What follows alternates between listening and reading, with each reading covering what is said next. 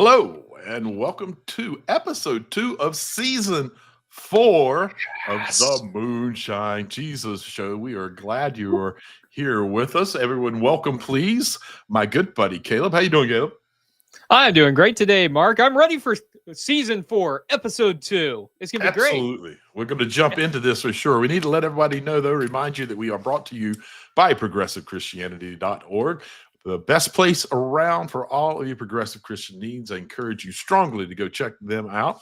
And also make sure that you're following us on Facebook as well as any of the places you get your podcasts.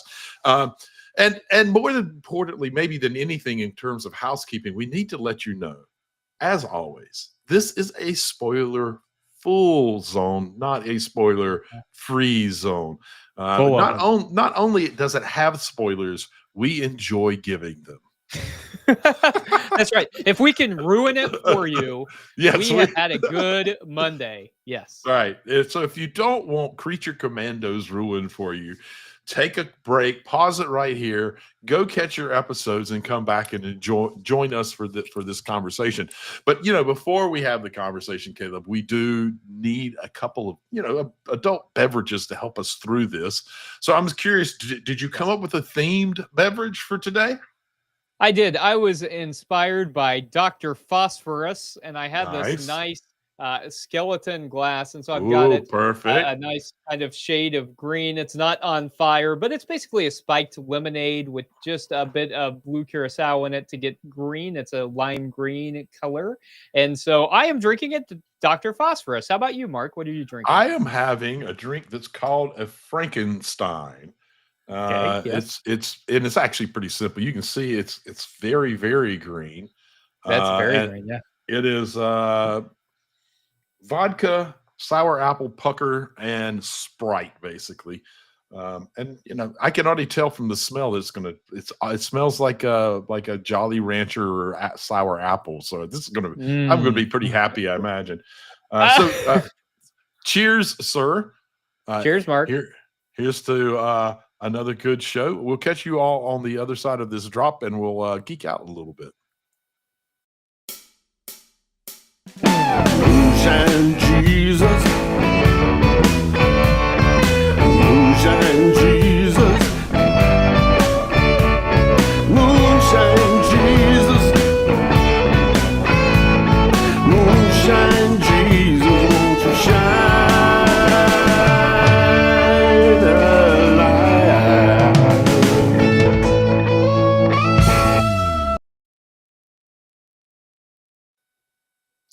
Welcome back to the Moonshine Jesus Show. We are entering our Geeking Out segment where we will really geek out about this show. And then in the next segment, we'll dive in a little bit more to theology and politics. Let me tell you, though, a little bit about Creature Commandos, just in case you don't know about it. And it is maybe a little less familiar than some other DC properties.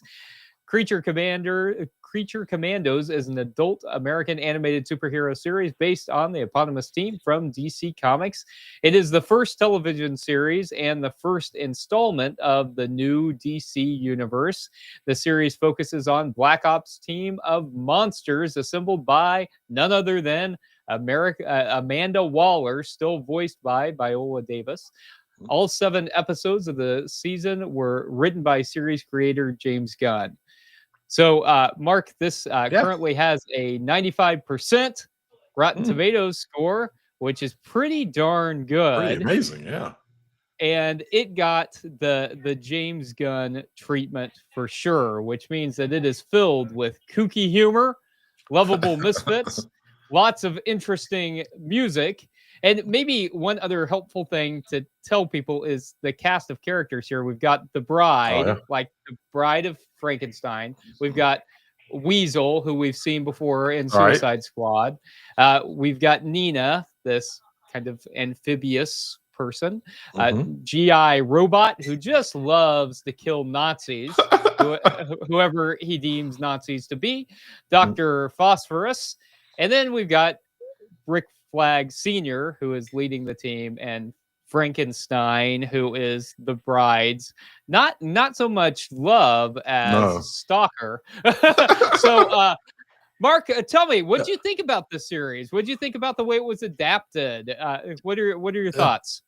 You know, I like this series. Would I have given it a 95? I don't think I would have, honestly. I think there's a lot of great things about it. The animation is absolutely fantastic. The colors are it's weird because this is a very violent show, and what I'm about to say seems weird to a violent. It's kind of beautiful. Like the coloring is just fantastic. They make some great choices about that, and the music is very different from any of the musical scores that I've seen Gunn do before, but it's really kind of perfect for the show. It really is. I mean, it's all appropriate, but it's not really well-known pop music, which is what we're used to in James Gunn scores. But I really enjoyed it. I didn't think that it had a clean enough overarching storyline throughout the episodes.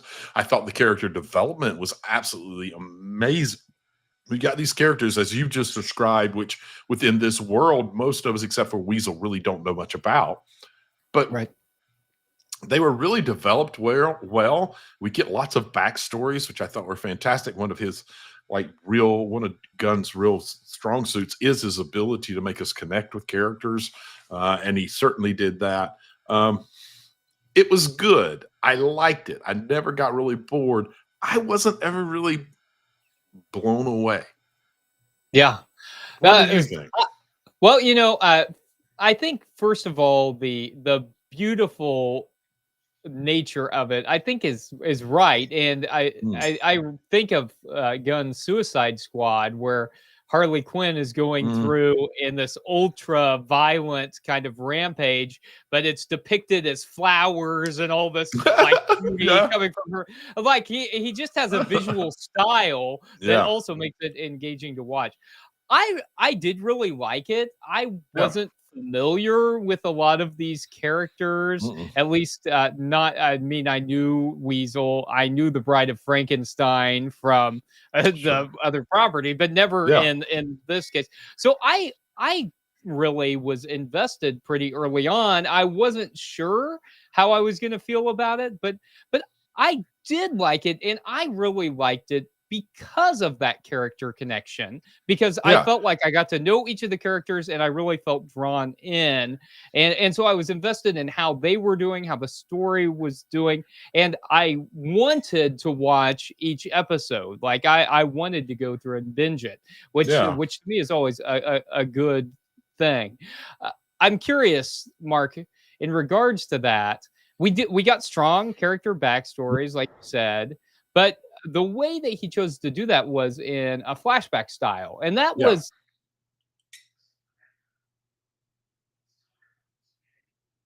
the flash each episode to a different character. Yeah, I liked that choice, maybe partly because we don't know these characters, and so I like that he kind of leaped us into their storyline, what's going on, so it kept you engaged immediately. But then took time each episode dropping back on one character to give us the background, because I think if they tried to do too many amount of time, particularly with characters that are somewhat unknown, we would have kind of got lost in the murkiness of it all. So focusing on one, I think, was really a smart move, and I think it was the strongest part of the storytelling was that he chose to do that and really did character development in flashbacks. I liked it.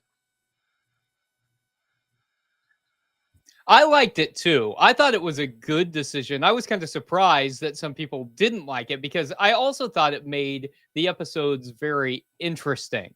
That the episodes were kind of fascinating to watch, because you were doing the main, they were doing the main storyline, but also you had a different kind of subplot each time that made it develop a little bit. So I like that as well. So we've been talking a lot about these characters. Mark, did you have? Yeah, that's a great question, because I was thinking about that. after I'd finished the whole series. And you know, I don't think I can pick one. I have a few favorites for maybe different reasons. For instance, in the larger story, I really didn't care about Weasel much at all. But his background story just had me teary-eyed, really. It was just this sad but beautiful understanding of who Weasel really is. So I loved that. I thought Nina had one of the more compelling backstories of her relationship with her father, and GI Robot's backstory was just fantastic. It didn't really make me like say, "Oh, you're now my favorite character," but hey, you might have had one of my favorite Yeah. backstories. So, um, if I had to pick one overarching favorite character, gosh, I don't know that I can do it, man. I can say I didn't care. Yeah. I didn't feel strongly about Rick Flag, even though I'm drinking a drink called Frankenstein. Yeah. I didn't really care for the character Frankenstein because it sort of got that macho, privileged kind of Right. perspective.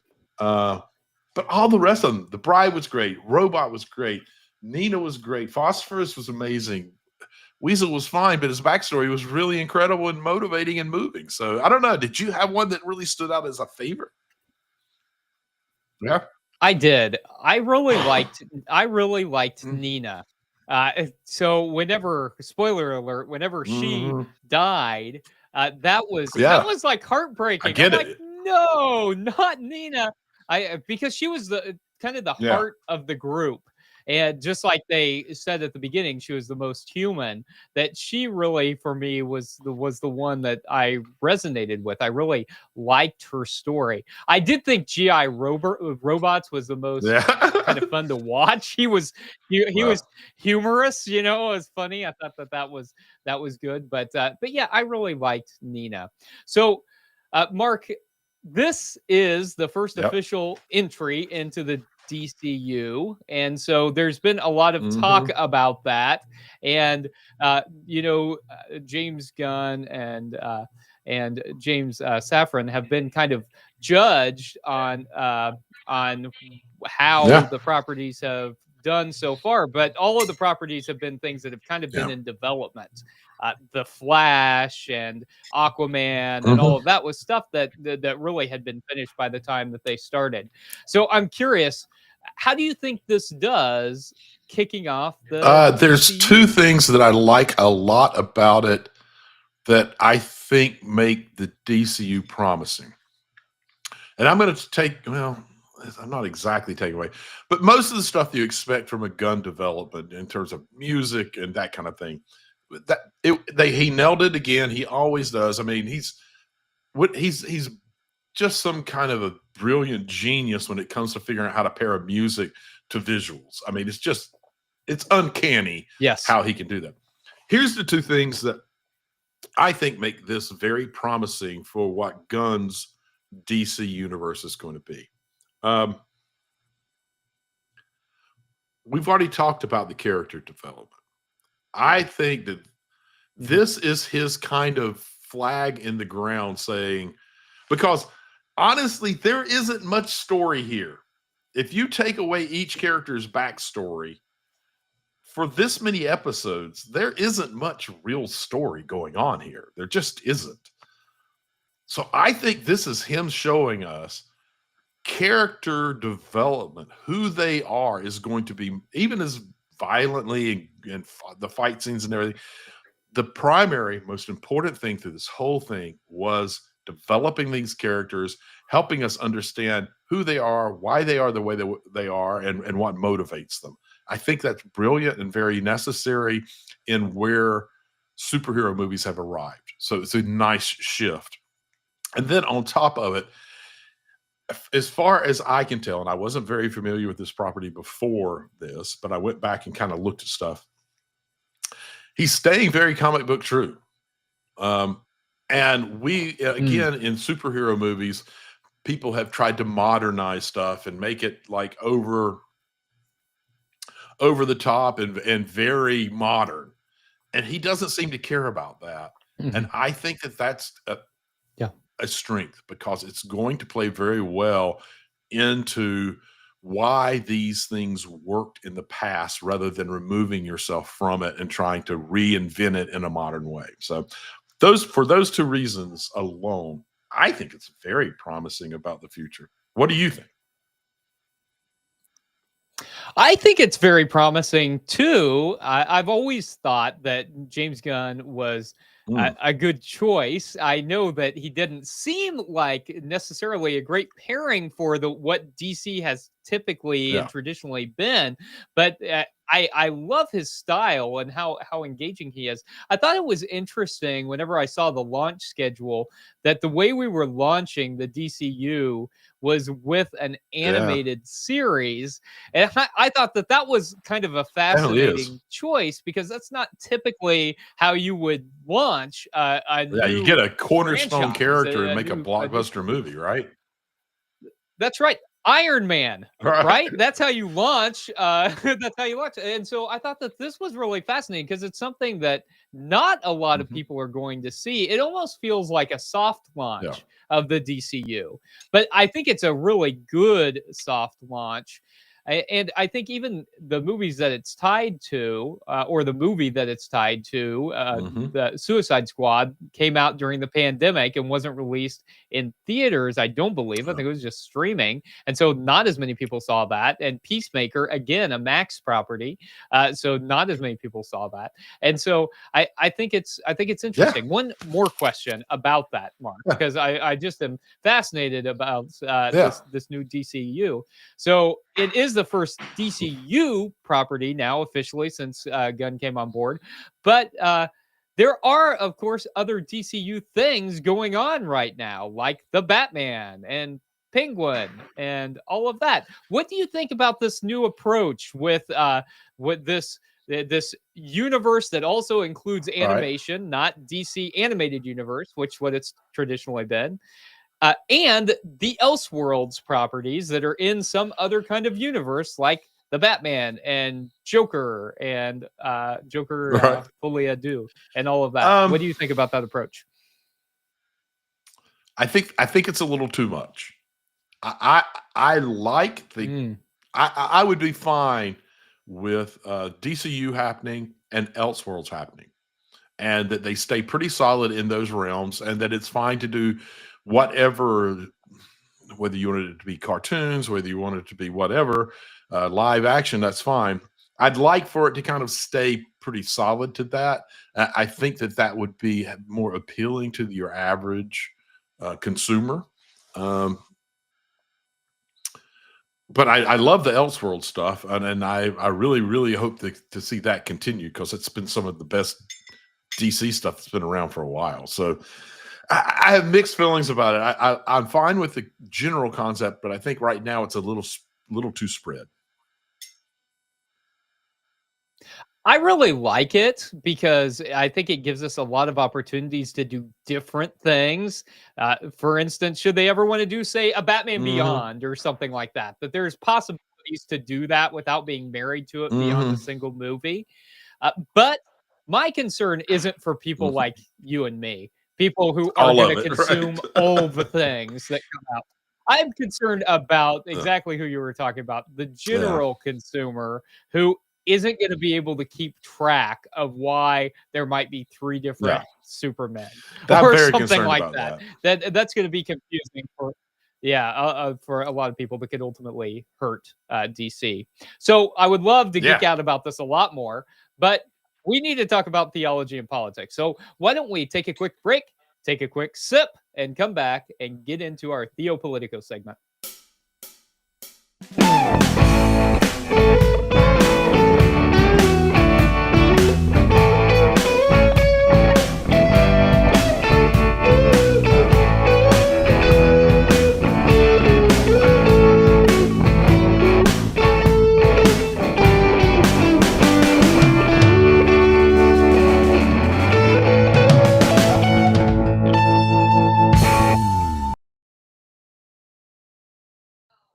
Hello, and welcome back to the Moonshine Jesus Show. You're joining us for our Theopolitico Politico segment.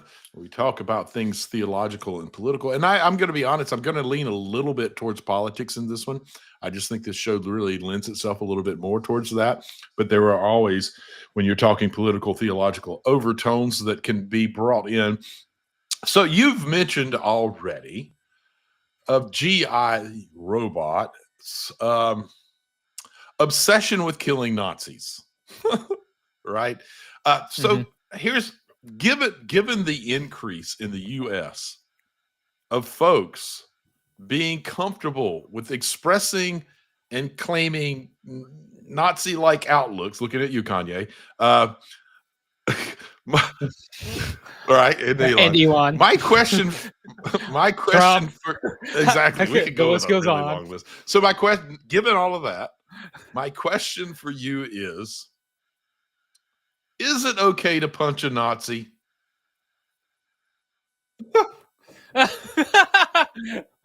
You know, sometimes a Nazi needs a good punch. You know, so I've been thinking about this a lot as we see ourselves not so slowly descend into fascism. That it seems like we have taken over the past 3 weeks a real deep Absolutely. dive into fascism. Like it seems pretty That's the clear direction that they're going to work not- very, very diligently and readily and speedily at pushing us to. Yes. Yes, I mean we're jumping forward like a whole Absolutely. decade in Nazi Germany in a matter of weeks, and so that's terrifying. And so I also hear people getting more comfortable with violent language to stop that. And so I think that this is a real trick for Christians to navigate, because we follow a person who was clearly anti-violence. That he was clearly someone who was about speaking the truth in love to the principalities and the powers and demonstrating a different kind of life and trying to reform the way that people thought. And that violent empire ultimately killed him anyway. And so, and then Christians were persecuted for the next 200 years until they became empire. And so I think about people like Dietrich Bonhoeffer, who had to navigate this, who went from being pacifist to Bonhoeffer being killed for his role in a failed attempt, to assassinate Adolf Hitler. And so I think back, Mark, to a lot of the conversations that you and I have had around just war theory and about how it is that you can justify violence whenever it comes to it. And so I think it's going to be a real hard thing to navigate here, because I think Christians are ultimately called to nonviolence. I also think that typical strategies for stopping abuse of government are not going to work in this case. I think that we are looking at a strong descent into fascism, and short of something very drastic, I don't think legal measures are going to stop this administration. Where do you land on it, Mark? One, the desire to punch a Nazi resonates with me. but I also know, I speak of how much I am led by the teachings of Dr. Martin Luther King. And one of the things that he talked about very clearly was that when we resolve problems with violence, we teach that violence is a way to resolve problems. And it simply isn't. All it does is perpetuate itself, because you're learning that violence solves problems. So every time it just perpetuates itself. So that's not a solution. I don't care how bad it gets. Violence is not a solution. It will sink us even further into the muck and the mire that we don't want to be in. But what he did teach was to be disruptive towards violently disruptive, not in a physical way, but in a disruptive way, towards the things that matter to those who are oppressing. And so I think that we've got to get more aggressive and more creative about how we go about doing that, about what kinds of things we do. We already are doing some disruptive things about who we will buy from and disrupting the flow of money towards supporting that kind of thing. We've got to do more of that. We've also got to be more creative about disrupting the flow of goods that are important to them, different things like that. I honestly haven't sat down and started calculating it, and maybe at some point I'll write something about this because I think it's really important, and it's one of the things we've got to start focusing on and understanding before we become the monster we're fighting. So for me, no, it's not okay to punch a Nazi. It teaches all the wrong things. It sinks us further in. But we do need to violently be disruptive towards the things that matter to those who are oppressed. Okay, let me step down off my. No Nazi punching for you. And while I might smile when I see someone punch a Nazi, my better self will get a hold of me and pull them to the side and say, "Hey, can we talk about what you just did for a moment?" Mark, I can't believe that you think the thing that the Trump administration is going to care about is money. I haven't what seen would make anything. You think that? I don't know. It's a gut. He doesn't seem to be motivated by money at all. Instinct. I don't know why. I'm often wrong about those kinds of things. So it's just, I don't know. All right, so let's move on. I have several more questions I'd like to see if we can get to. So the relationship, and I'm going to put that in air quotes, relationship between the bride and Frankenstein's monster, also known as Eric. Mm-hmm. Still find that funny. This is James Gunn. Frankenstein's monster or Eric, whichever you want to use. Eric. It's clearly a vehicle for Gunn to explore issues of male entitlement, as well as the importance of individual and bodily autonomy. So I'm wondering if you can talk a little bit about your thoughts on if these topics were handled well, and what your thoughts are actually personally on each topic. I can't believe that you think that bodily autonomy is something that is relevant right now. Right. That's not. We're all good on that, right? That's one of the. We're all good. We're all good. I mean, obviously, I think in the show that. Yeah, I think in universe that they clearly took a stance on female bodily autonomy, and I think that was good because a lot of times comic book movies or properties have tended to be very chauvinistic. It's been a male-dominated world, and so I think any attempt to show female autonomy, especially in these days, is good, is a good attempt. So it was, of course, in universe there was a lot of violence. She ultimately ends up killing Frankenstein, and so is it handled well? About as well as anything in universe, I guess. But I think in terms of where we are, we saw decades of progress towards bodily autonomy. And I of course mean reproductive rights, but I also mean about just being able to make decisions about 100%. Your own body. And so that also applies to things like hormone blockers and hormone supplements for folks who are transitioning. And it involves being able to get the kind of care that you need. I mean, we've been working more and more towards, for instance, everybody having access to health care, just generally. And both of the things you have mentioned are at base health care. They're not the things that the right are trying to create them into being. They're just basic health care. That's a great point. And so I think that over the past few years, we've also seen some real efforts and successes in taking away a lot of that bodily autonomy.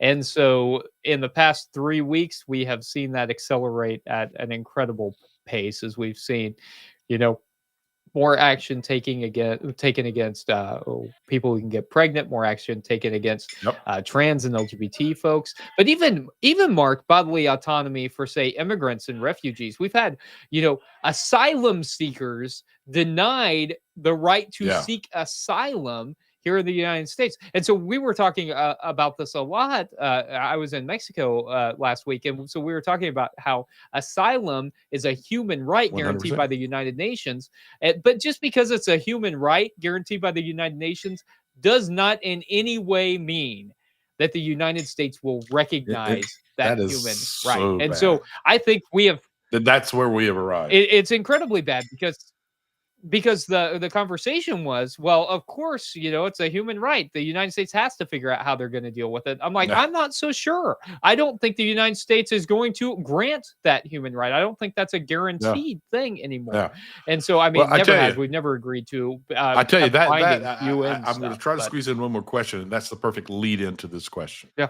All right. So for the most part, the Creature Commandos is a show about a group of unconventional heroes. And some people wouldn't even call them human. The show itself calls them creatures. But through showing their struggles with loneliness, we talked about the flashback scenes, through showing their struggles with loneliness and rejection and love and very human emotions and needs, the audience comes to see them as people and not creatures. Where in the world do you see people being labeled as less than human? And how does that impact the way that people see and treat them? Yeah, and I think in the show, the other interesting piece about that is not only do they not look human, but they become, in some instances, monsters because of the way that they become what they're treated. And so we see that in the backstories.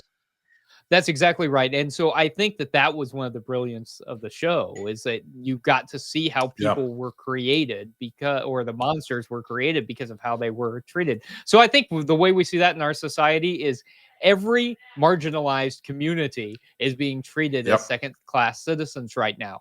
And so it doesn't even matter at this point which marginalized community you are a part of. All of them are being attacked right now. And so that is creating the same kind of citizenry where there's one group opposed to another group. So we're using it specifically. I completely agree. I think in particular with immigrants, which is why I thought when you were talking about that it was a good segue into the question. We were hearing a lot of language that tries to dehumanize, calling cockroaches, like all kinds of different things. And what that does is it gives even the folks who might in any other moment, while they disagree with someone or sees them negatively, if they can still see them as human, will treat them with humanity. And this dehumanizing of people kind of gives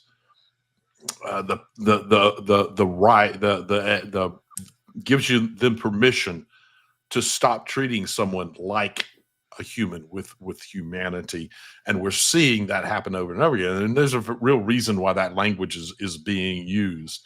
And it's one of the worst things that I see us doing, is trying to take away someone's humanity rather than recognize them. Because from a purely religious point of view, when you try to take away their humanity, you're trying to ignore the divine that resides in each person. And that is the beginning of the downfall of everything, as far as I'm concerned. Listen, we could go on and on about several things here, but I think we need. No, Trump has not given us anything political to talk about. That's why when you said you were going to focus on political, how are we going to do this? What are you even going to talk about? Yeah, how are we even going to do that? It actually these themes. And there's also a theme of underdogs that we get into. The themes that Gunn has put into this actually gives me a lot of hope that we're going to see these get carried out throughout the DC universe, because right now it's things that we need to be thinking about, and the society in general. So I'm very excited that this might be the direction we're going in. All right, so let's take a quick break and come back on the other side, because we do not want to miss out on our Make Me Look Stupid segment.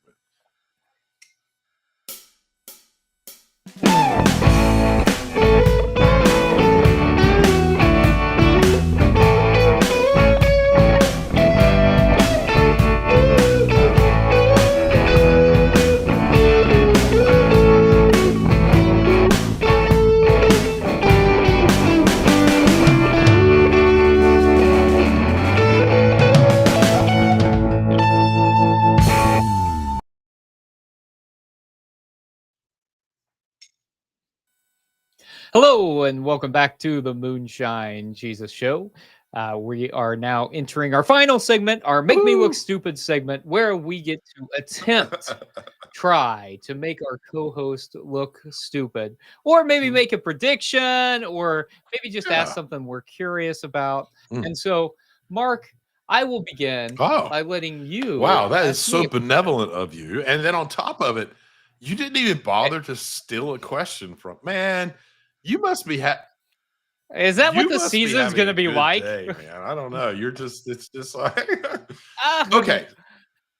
I don't know if I didn't. Yeah, maybe morally. Yes, maybe morally. Because I'm like, I don't know. I didn't No. steal any of your questions, and I kind of feel like I've Okay, fallen. I was about to fallen ask down. you to pick one, the number 1 or 2. But you know what? Okay. I know what a big Batman fan you are. So I am going to ask a question. Yes. Yeah, exactly. And you have been your entire life. Like this is one of your key superheroes, right? Whole life. And so Yeah. I'm going to ask Yes. not a question to make you look stupid, but a question out of pure curiosity. As the resident Batman specialist, I also am a Batman fan, but I don't think to the level that you are. So here is my question. So in Creature Commandos, we get 2 glimpses of Batman, both in silhouette, basically. To me, he looked more muscular and sort of barrel chested than Robert Pattinson. Yes. Does that mean that Gunn is moving on from Pattinson, or am I reading too much into it? Well, I think that they've said that the Batman is going to continue to be an Elseworlds property. So the Batman is going to continue in its Elseworlds. I think we're still going to get. They've told us the Batman 2, whoever that is. Although one of the rumored villains in that was Clayface, and since we saw Clayface dead in this one, I don't think it's likely going to be Clayface. I think that would have been really tough You know, we've to seen pull off in we've that we've kind of world seen anyway. villains dead before. That's true. And the but and the I actor who think that voices him happens to be a Gunn favorite because he also voices Phosphorus. well, I don't know. maybe I think the Batman was super grounded. I think it's going to be real hard for a character like Clayface in That's that fair. particular Elseworlds to continue.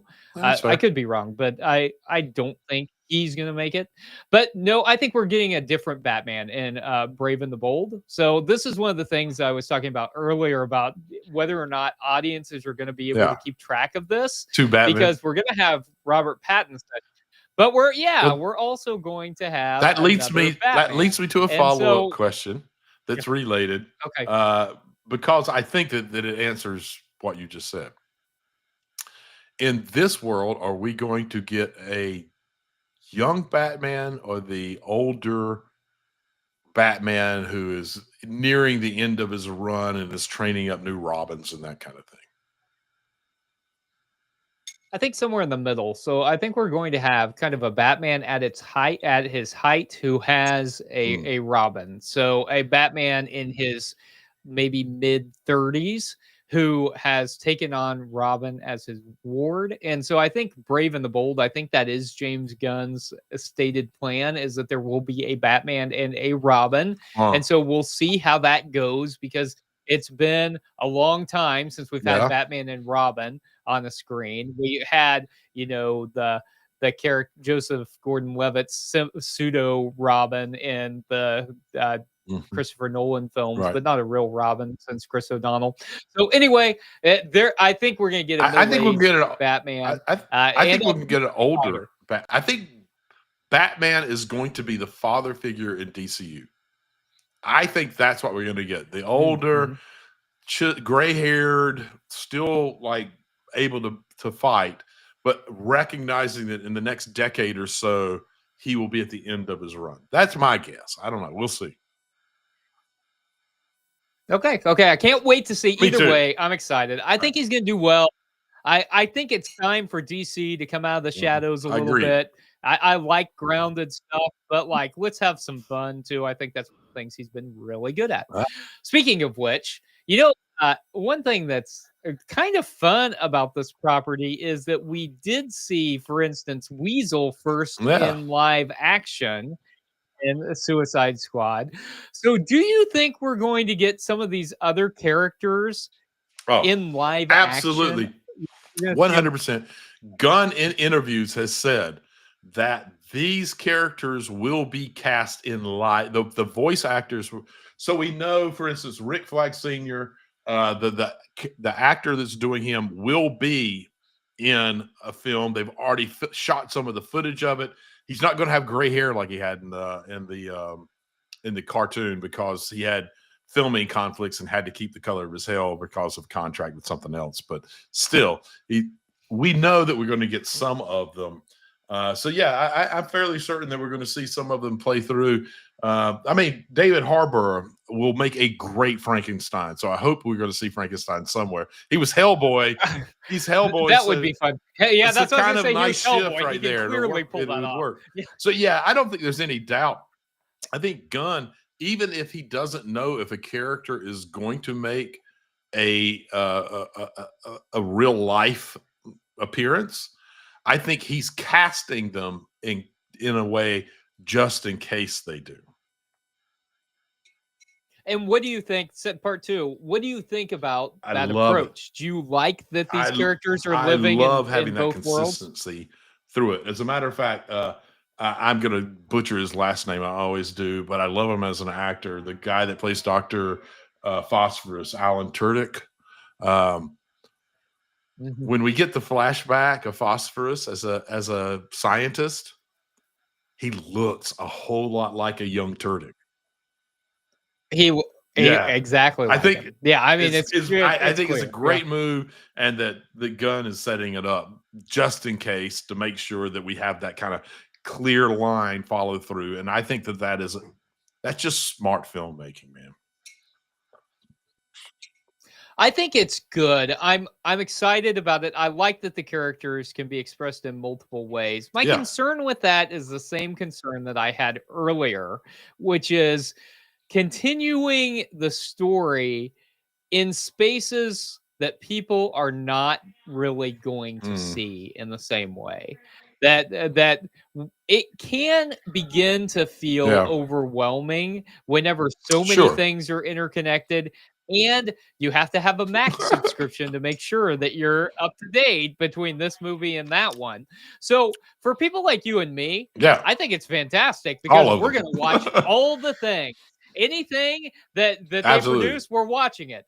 But for people who are like, maybe I'll go see the next Batman movie, and like, wait, what? What's going on here? I do think that James Gunn has a pretty good way of telling the story so that even if you haven't seen pieces, you still kind of know what's going on. Like you didn't have to have watched Peacemaker or Suicide Squad Not at all. to enjoy Creature Commandos.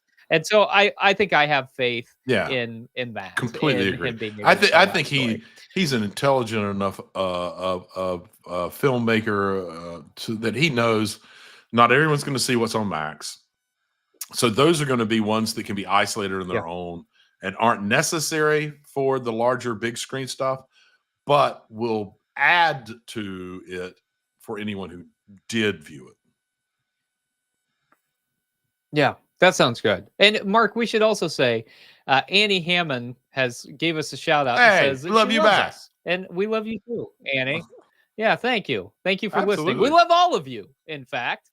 Thank you all for being here. And we want to see you again, not next week, because we're going to take next week off, but then we're going to, we promise, we're going to get back to a normal weekly schedule. So we're going to be back in 2 weeks. And Mark, you have an idea about what's coming out that maybe we could watch. The next thing we cover has to be it's got to be Captain America: Brave New World, man. I mean, that's coming out on it drops just in a few days. So of course, that's what we got to do. That's going to be interesting to talk about with the new actor to kind of fully. We saw him in a serial, but in the movies, this is where he's going to take the mantle and we get Red Hulk. I mean, come on. This Yeah, are you ready to see Harrison Ford Yeah, I as Red Hulk? absolutely am. What do you think? I've already read things Okay. that say that Harrison took this so seriously that it kind of freaked people in the sets out, that he was like invested and doing things that like the directors and producers were like, hey, you're too old to be doing this. Don't do this. Yeah, this dude's like, what, Right. 80, 81? And he has, I mean, it's not like he's ever had a career like Right. downturn or anything like that, but this dude is killing it. Like he's on Apple TV amazing. serials. He's making these major blockbusters. He's living his best life, and I he's love it, killing man. I absolutely love it. And that means that we can Hell live yeah. our best life because we get to continue to enjoy Harrison Exactly. Ford. Thank you, Mark. It's been good to be back with you. Good to be in season 4. It's good to be with all of you. Can't wait to see you next time on the Moonshine Jesus Show. Moonshine Jesus.